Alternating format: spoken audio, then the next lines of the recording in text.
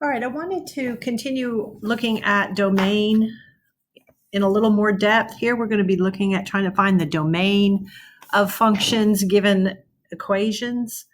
And so I just want to kind of run through some of these. I'm pulling examples off the homework that's called domain and range from an equation, but really it's just focused on domain. So if I gave you an equation that looked like this, you could kind of use your idea about graphing to think about what the domain would be. So if when you look at that equation, you're immediately thinking, oh, that's going to be a line like that, so I know the domain is all reals, that's great. You've just made a connection between the equation and the graph that can help you to think through that. Another way to think through it is to imagine a function machine and to think to yourself, is there any limitation as to what I could plug in for x, plug into the function at the start, that would wind up giving me a real number output? And that's kind of the way to look at this one. You know, you can plug anything you want in for x. You're just going to multiply by 14 and add 7, and you're going to get a real number out. So the domain for this one would be all reals. Okay, all real numbers. Okay, so that would be everything from negative to positive infinity. Okay.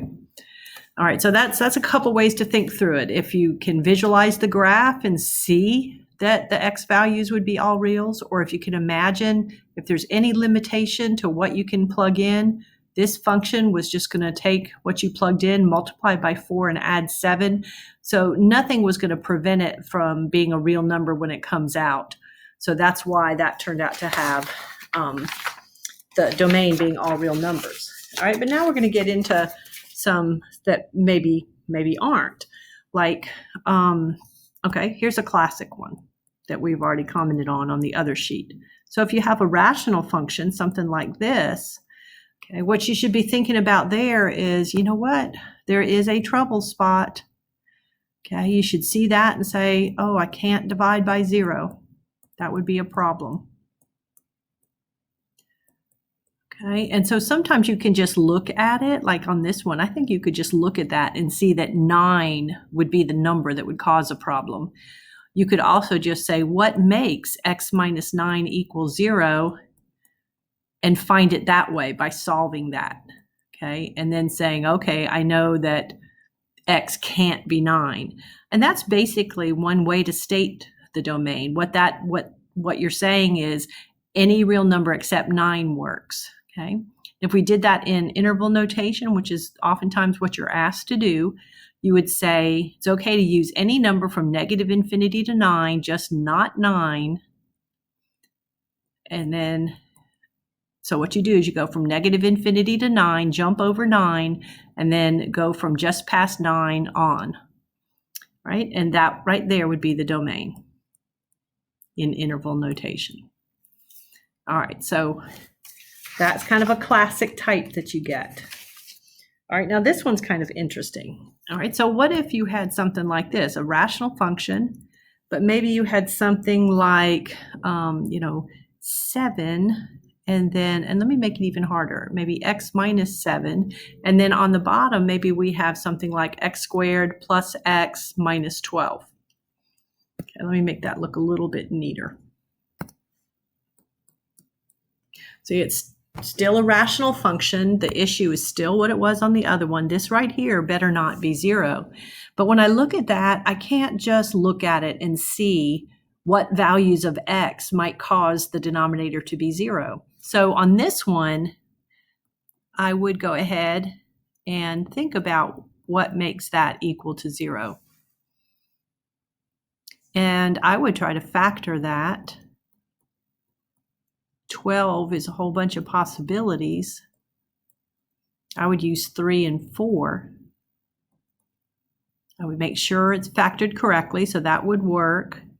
Set each factor equal to 0. And we wind up with either a 3 or a negative 4 being numbers that cause the denominator to be 0. So the domain is all reals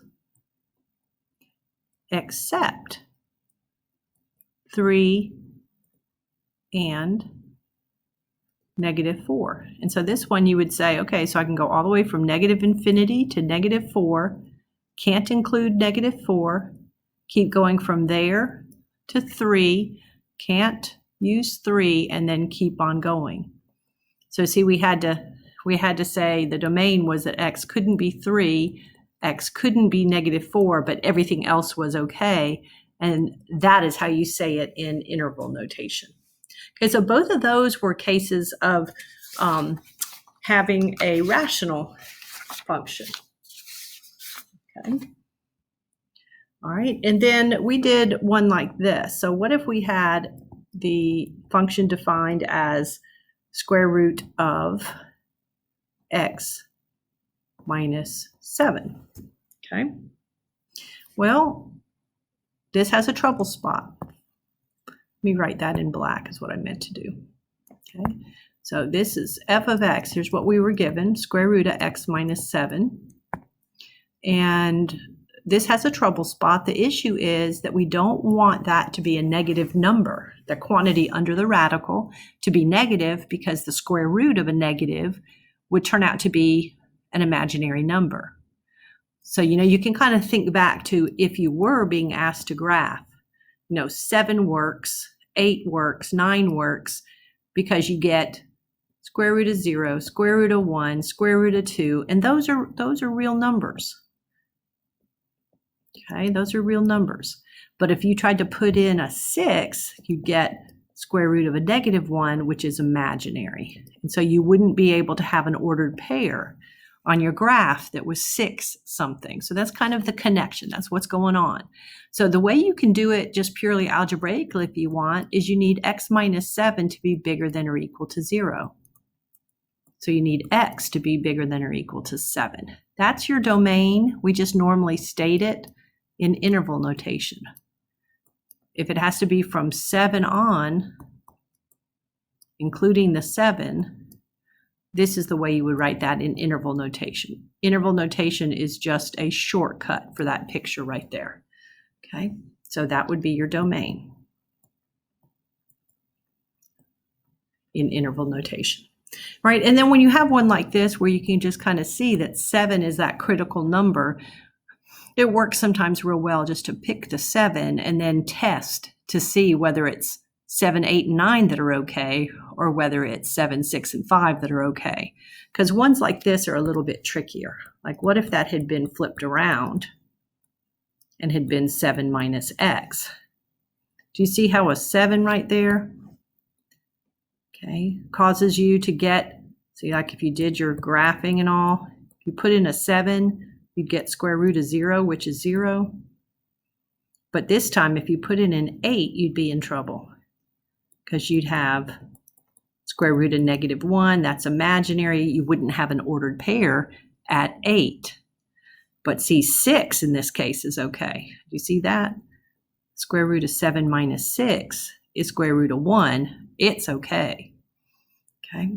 So that can be tricky when it seems like the previous one, but because of the way we reversed the location of the x and the 7, it actually turns out to be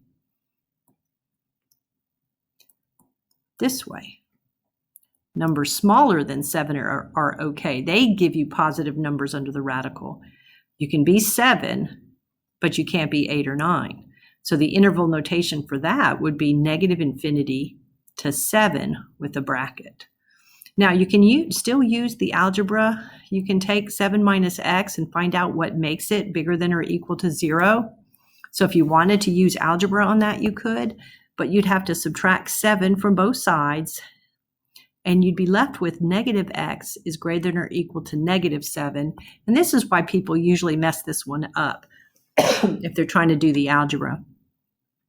If you take and you divide both sides by -1, okay, so if you take a -x and a -7 and you divide by -1, what you learned when you first learned about inequalities is in order to keep things a true statement, you'd have to flip the inequality. If you ever have to divide by a negative, you have to reverse the inequality. And so we would be able to do it if we remembered how inequalities work. Okay, so I think it's safest to maybe just test, especially on one like this where you can see the 7 is that key number, and then just test. Does 8 work? Does 7 work?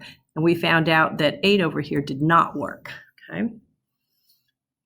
All right, and then another one that's kind of like that is sometimes you're given one that's pretty ordinary, but you just might not be able to identify easily just looking at it what would cause you to get a 0 under the radical. And so just use your algebra in that case and just watch out about your inequality stuff like I talked about over here. So for this one, I would subtract 5. I'd be dividing by a positive 2, so my inequality sign would not switch. It would stay a negative. 5 halves, it would stay greater than or equal to. And so I would have x being bigger than or equal to negative 5 halves. So negative 2.5. It would be from there to infinity for the domain. Okay, so there's little variations on the radical that can make it kind of tough. All right, now here's 2 more with radicals I want you to consider.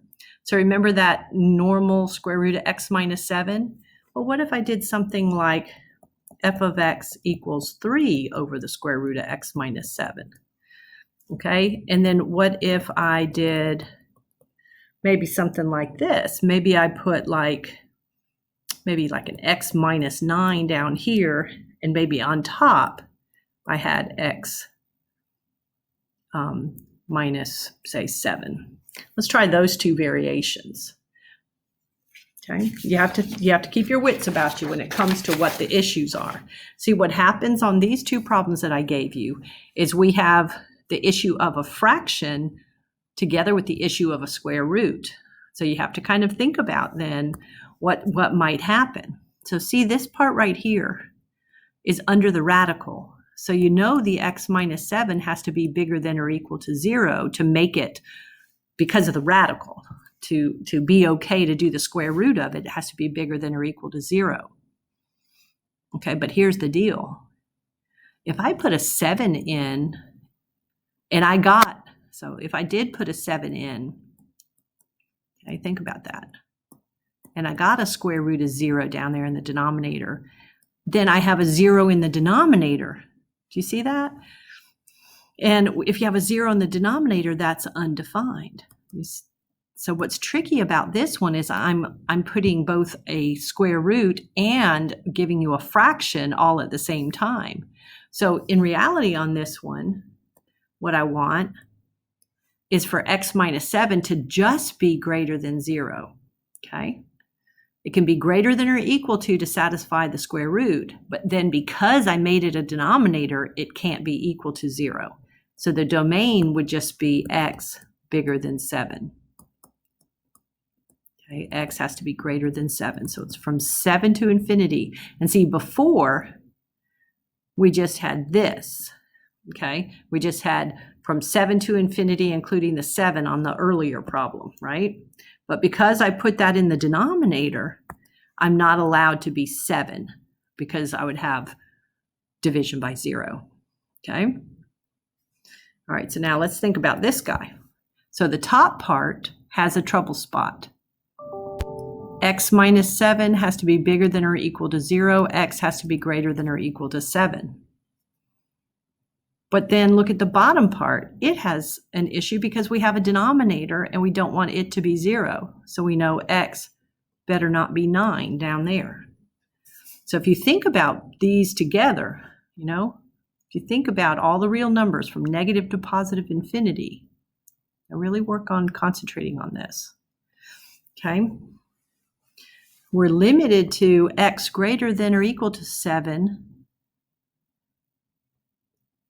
because of the radical, and we know we can't be 9 because of the denominator, right? That part says that. So we need to make sure we have numbers that make it through both issues, both trouble spots, okay? Both the radical issue and what's happening with it being a denominator. So you have to at least be 7 or bigger, but you can't be 9. And so the domain on this is a combination of things. See here what happens. The domain is going to be from 7 to 9, jump over the 9 and keep going. And the 7 is okay, but the 9, I need parentheses around. This would be the domain on that one. Okay. All right, so I wanted to look at a couple that seemed to just be maybe a square root issue, but I did the square root issue within a fraction. So you had to kind of think about how do you make sure that you're finding out the real numbers that work for x, okay, that you can plug in for your x, that give you real numbers coming out. So you can't put in a 9, and you can't have anything less than 7, or you get a negative under the radical here. So it can't be 9 in the denominator, and then can't be something like a 6 on down, or you won't satisfy that top part. And then over here, it looked like it was going to be from 7 on, but then because the square root is in the denominator, you had to exclude the 7. Okay, so this little quick video just looked at determining domain from some equations.